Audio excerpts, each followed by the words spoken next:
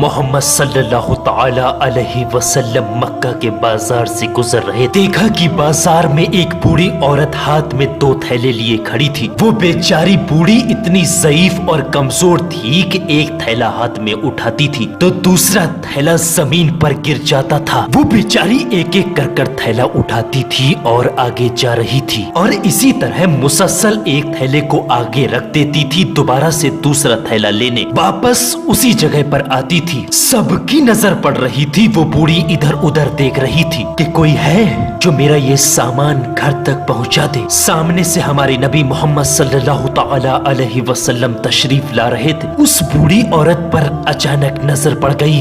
पास आकर उस बूढ़ी औरत के फरमाया, या उम्मा मा तफालिमा, क्या मैं थैला उठाने में मदद कर सकता हूँ? अब उस बूढ़ी माँ ने जवाब दिया कि एक थैले को तू उठा ले और एक थैले को मैं उठा लेती हूँ। नबी ने कहा, माँ रहने दे।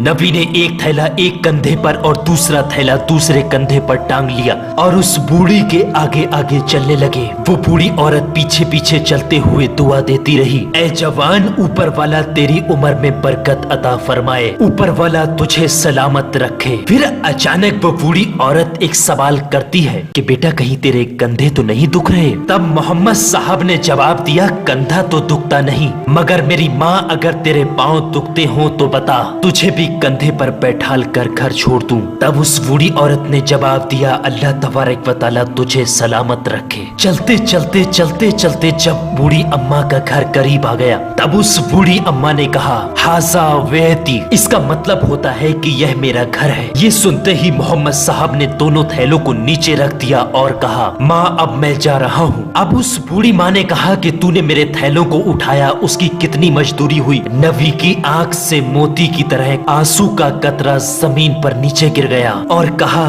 कि मैंने आपको माँ कहा है, क्या कोई बेटा अपनी माँ से मजदूरी ले सकता है भला? वो बूढ़ी माँ ये सुनकर रो पड़ी, कहने लगी, ला इब्नी ला इब्नी ला इब्नी, जिसका अर्थ है ना मेरे बेटे ना मेरे बेटे नहीं लेता मजदूरी, कोई बेटा अपनी माँ से मजदूरी नहीं लेता। बूढ़ी माँ हूँ, मक्के में एक जमाने से रहती हूँ। मोहम्मद साहब वहीं ठहर गए। कहा, हाँ माँ बता तेरी क्या वसीयत है? तब बूढ़ी माँ ने कहा, देख बेटा मक्के में बहुत वक्त से रहती हूँ, बाल भी सफेद हो गए हैं मेरे। मक्का के अंदर एक आदमी निकला है मोहम्मद नाम का, उसके जाल में कभी मत फंसना, वो मियाँ बीबी के बीच में भी तोड़ डाल देता है। और बेटा सुन, वो जादूगर है, लोग उसको नजूमी कहते हैं और लोग उसको मजनून भी कहते हैं बेटा, लोग उसको दीवाना कहते हैं, उसके पास कभी मत जाना।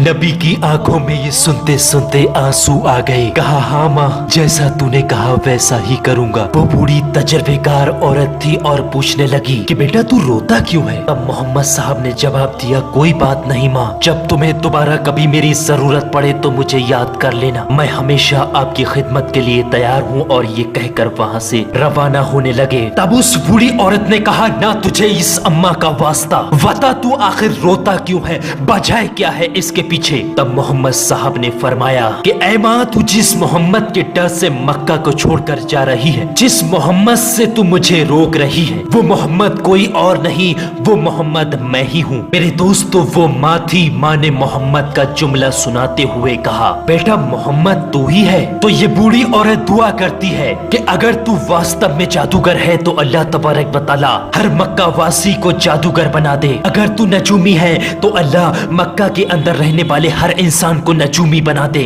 अगर तू मजनून है तो अल्लाह हर मक्का में रहने वाले शख्स को मजनून बना दे। तब बूढ़ी औरत कहती है, बेटा तू जादूगर नहीं हो सकता, तू नजूमी नहीं हो सकता, तू मजनून भी नहीं हो सकता। मैं आज इस जमीन के ऊपर गवाही देती हूँ, अल्लाह ने तुझे इस जमाने का नबी बनाकर भेजा है। और वो बूढ़ी माँ भी कलमा पढ़कर मुसलमान हो गई। जब मोहम्मद साहब वहाँ से तशरीफ ले जाने लगे तब उस बूढ़ी माँ ने कहा, बेटा माँ अपने बच्चों पर एहसान करती है, तू एक पहला ऐसा बेटा है जो इस माँ पर एहसान करके जा रहा है। تو میرے پیارے عزیز دوستو، یہ تھے ہمارے نبی محمد صلی اللہ تعالی علیہ وسلم اور یہ تھی ہمارے نبی کی تعلیم۔ دوستو ویڈیو اگر آپ کو پسند آئی ہے تو اس ویڈیو کو لائک کر کے زیادہ سے زیادہ آگے لوگوں تک شیئر کریں تاکہ یہ تعلیم بھی اور ہمارے نبی کی زندگی کے بارے میں زیادہ سے زیادہ لوگوں تک پتہ چل سکے۔ تو میرے پیارے عزیز دوستو فی الحال کی اس ویڈیو میں بس اتنا ہی، ملتے ہیں انشاءاللہ ایک اور نئی ویڈیو کے ساتھ۔ دعاؤں کی گزارش، میں ہوں عظیم الشان ملک، السلام علیکم ورحمۃ اللہ وبرکاتہ، اللہ حافظ۔